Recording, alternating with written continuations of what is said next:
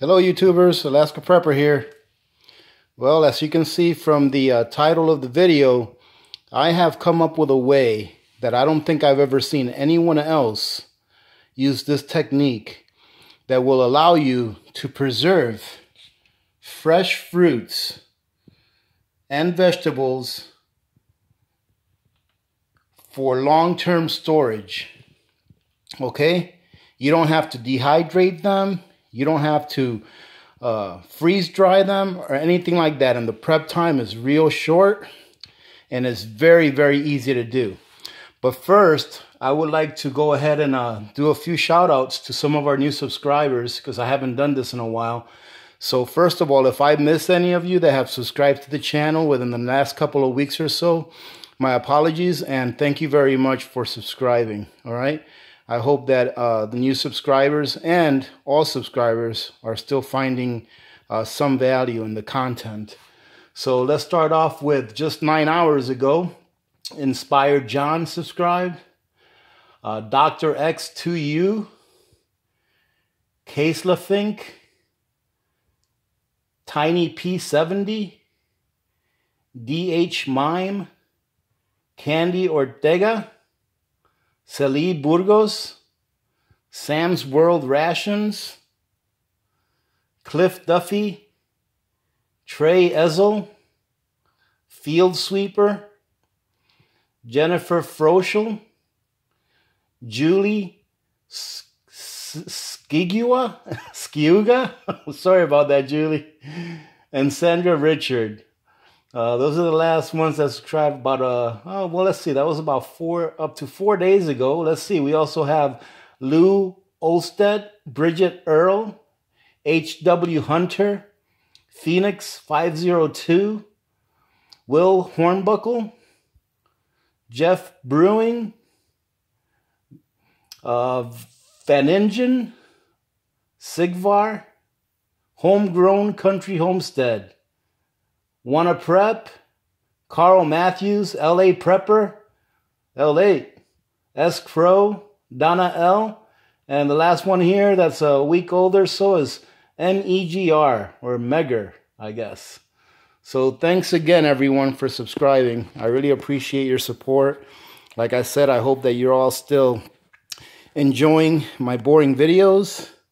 But let's get to the main part of this prep. So check this out. We have, as you can see, fresh fruits and vegetables here. We have some potatoes, we have some avocados, and we have some pineapple here. Now, this is such an easy way. Oh, and we also have a 10-ounce bar of silver. This here is the key right here. That's silver. Okay, so what you do is you take this rice. I'm not going to pack it because I don't have a Mylar bag right now. But you're going to have a Mylar bag. You're going to put your rice right in the middle of the Mylar bag inside. That rice is going to act as an absorbent. It's going to grab all of the moisture out of the air that's given off by these fruits and vegetables. And it's going to keep everything in there dry. And it's going to kind of like, petrify it. All right. And then all you do is you just place your fruits and vegetables nice and neat in there. Okay, and before you close the lid, very important that you stick a 10-ounce silver bar in there. Okay, because if you didn't know, silver has a antimicrobial component in it that helps to kill bacteria. You throw that stuff in there, you seal up your Mylar bag. You don't even have to use an O2 absorber. That's how well this works. You seal up your Mylar bag, that stuff's going to be good in there for at least 50 years. In 50 years, you can open that bad boy up and everything is going to be just like it is. Just like you put it in there. And if for some reason, by now, ladies and gentlemen, if you have not figured out that this is an April Fool's joke, well, April Fool's. Just having a little bit of fun. Prepping is not that easy, but it's pretty easy, okay? And I just wanted to show you guys a little bit of fun here. And any of you that have been preppers or are preppers probably figured it out about 30 seconds or a minute into the video that this is not how you prep long-term foods. So don't listen to everything that you hear or believe everything that you see, especially on YouTube. Make sure you do your own research and make sure that you test things when you do them to make sure they're okay. So, for example, at one point when I started prepping, I couldn't believe that rice would last so many years. And I've seen quite a few videos that showed rice being eaten after 30, 35 years. And I was like, that's incredible. Well, I've been doing that for about the last 6, 7 years. My oldest rice is about 6 years old, I want to say. And the oldest rice that I've eaten is about 5 years old that I packaged away with an oxygen absorber. And I can attest that at least 5 years out, that it's true. That if you package it correctly, it will be good a few years later. So I know that it's good at least 5 years out. I still have quite a few of the ones that I originally packed 5, 6 years ago, or actually 6, 7 years ago. And I'm going to wait another 3 years or so and take one out at 10 years and see what it's like. And I'll probably do a video on one of those. But when I tried out the 5-year-old one, I wasn't making any videos. So I couldn't do a video on that, obviously. But just remember that prepping is only as hard as you want it to be. You know, it's very simple to put away food for hard times. And it's not as expensive as you've been seeing on my payday preps as some people would think. You can make it very expensive, but it doesn't have to be. The basics will keep you alive, but variety will keep up your morale as well. Okay, so it's important to have variety. And what I said about the silver is true. It does have antimicrobial properties. I'm not sure if you've heard about colloidal silver, where a silver particle are discharged into water using electrolysis. And then you drink that water, and it's supposed to be good for you, and it's supposed to help to keep you healthy. I've drank it before. I don't think I've drank it long enough to see any, any differences.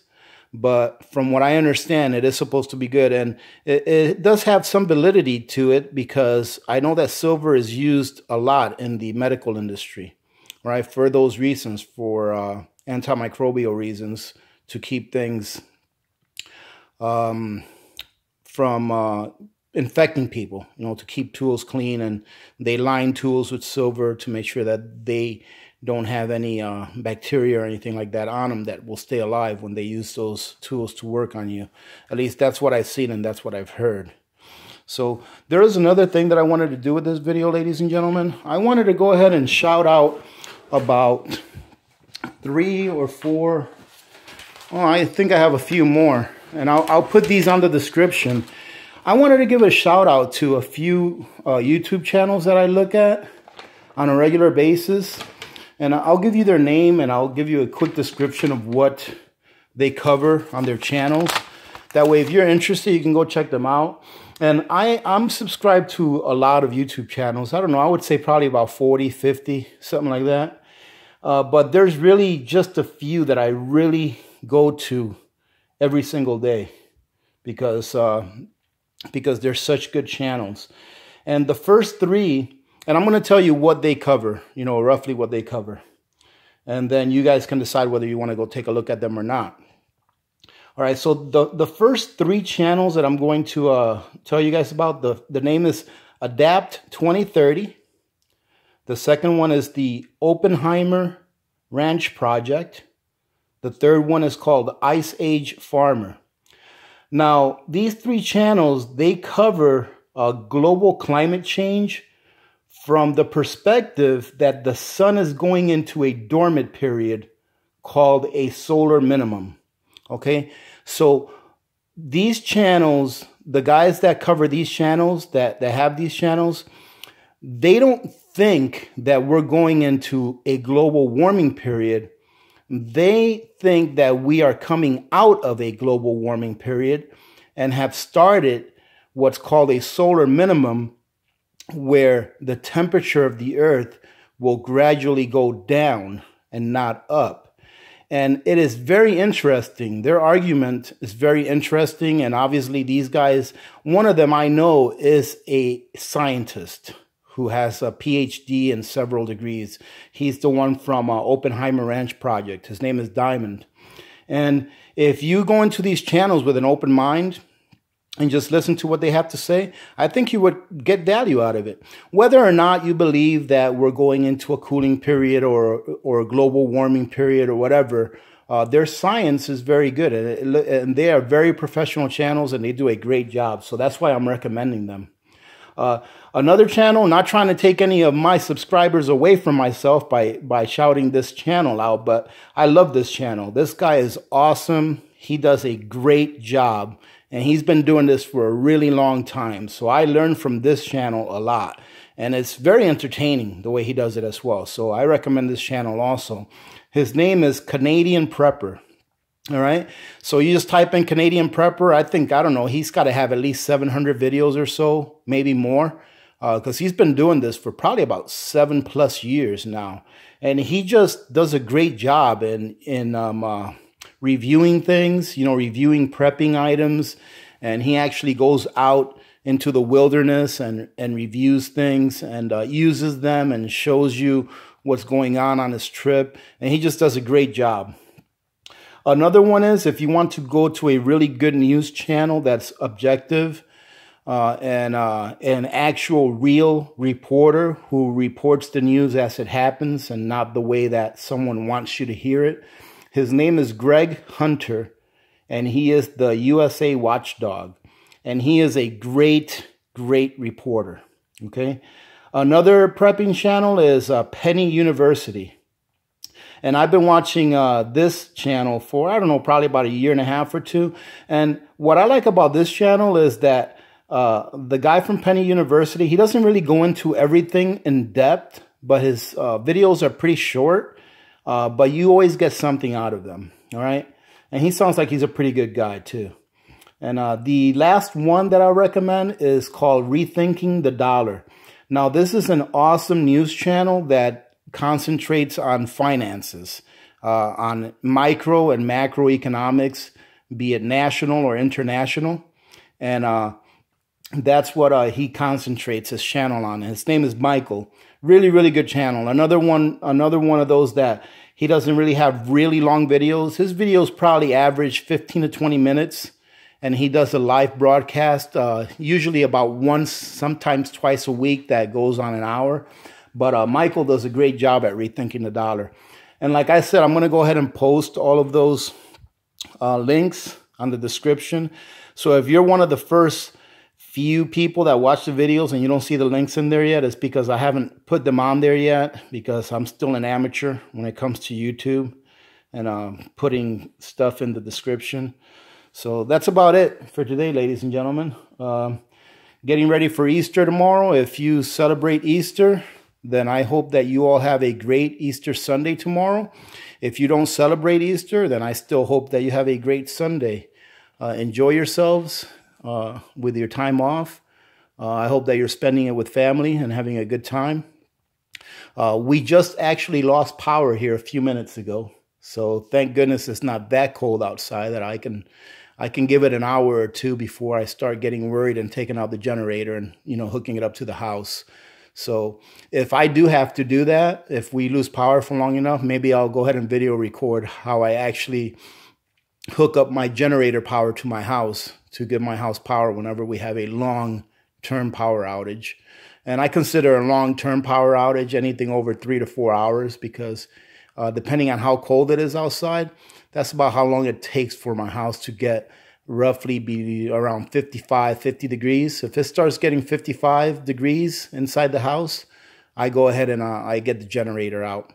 Other than that, it's a really nice day outside today. I do believe it's in the 30s, so I don't think I'll have to do that today. And the power line workers are already working on the problem, so I'm assuming that we'll get power back relatively soon. Having said that, ladies and gentlemen, remember to be good to yourselves. Remember that when good people do good things do happen. Reach one, teach one, and repeat. If everyone did this, the world would be a better place. And no, it will be a better place. Many blessings to all of you and your families. I hope you enjoyed the video. Don't beat me up too much. Okay, I know I'm not a very funny person. That's about as funny as I get, actually. All right, so remember I told you I'm a boring person? That's about as funny as I get right there. Okay, that was probably one of the saddest April Fool's jokes you'll have ever experienced in your life. So, like I said again, ladies and gentlemen, have a blessed day. Many blessings to all of you and your family. This is Alaska Prepper, and I'm out.